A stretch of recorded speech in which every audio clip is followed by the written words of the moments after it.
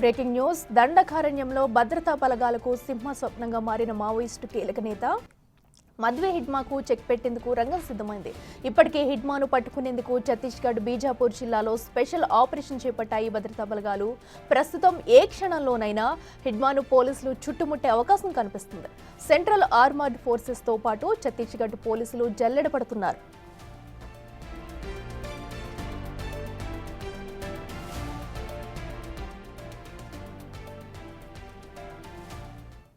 ఇదే అంశానికి సంబంధించి మరింత సమాచారం మా ప్రతినిధి భాస్కర్ అందిస్తారు. భాస్కర్, చెప్పండి, అటు హిడ్మా కోసం కూడా భారీ ఎత్తున ఆపరేషన్ జరుగుతుంది, పట్టుకునేందుకు ప్రయత్నాలు కూడా జరుగుతున్నట్టు తెలుస్తుంది. పూర్తి డీటెయిల్స్ ఏంటి?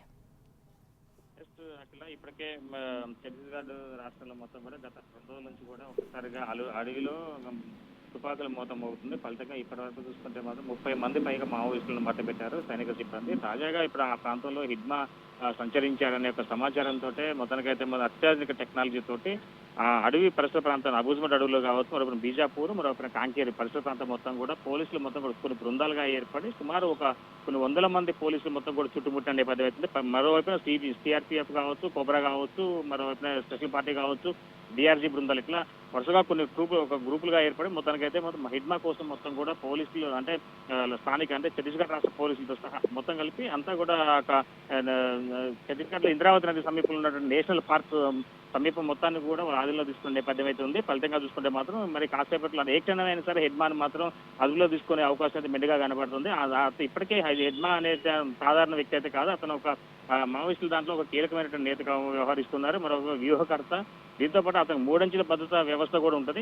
ఫలితంగా చూసుకుంటే మాత్రం ఇప్పుడు అతని యొక్క ఆచూకు కోసం కూడా మొత్తానికైతే అత్యాధునిక టెక్నాలజీ యొక్క ఉన్నటువంటి కెమెరాలతో కావచ్చు, అతని యొక్క ఉనికిని ఒకవైపున అంచనా వేసుకుంటూనే ఆయన ఏ దిశగా పయనం చేస్తున్నారు, ఎటువైపు అడుగులు వేస్తున్నారు అనేది క్లియర్ గా తెలుసుకుంటూనే ఒకవైపున వీళ్ళు కూడా వ్యూహంగా ముందుకెళ్తున్నట్టుగా తెలుస్తున్న నేపథ్యం అవుతుంది. ఇప్పటికే 125 గ్రామాల్లో థర్మల్ ఇమేజింగ్ టెక్నాలజీ తోటి ముందుకు పోతున్నారు సైనిక సిబ్బంది. అంటే ఈ యొక్క ఆయన యొక్క ఇమేజింగ్ అంటే థర్మల్ ఇమేజింగ్ అనేది కూడా చాలా అత్యాధునిక టెక్నాలజీ అని చెప్తున్నారు. ఆ కేంద్ర సహాయంతో ఆ టెక్నాలజీ ఉపయోగించుకుంటూ 125 గ్రామాల్లో మొత్తం కూడా హిడ్మా కోసం కూడా జల్లెడబడుతున్న నేపథ్యం అయితే ఉంది. ఇప్పటికే నేషనల్ టెక్నికల్ రీసెర్చ్ ఇన్స్టిట్యూట్ వాళ్ళకి సంబంధించిన టీం మొత్తం కూడా అడవిలో పనిచేస్తున్న నేపథ్యం అయితే అంటే ఒకవేళ హిడ్మా లాంటి పోలికలు ఉన్న వ్యక్తి మరో ఆ ప్రాంతంలో సంచరించినా కానీ దొరికినా కానీ అతను ఇతనా కాదని ధృవీకరించుకునేందుకు సైతం కూడా ముందుకెళ్తున్న నేపథ్యం ఉంది. అఖిల.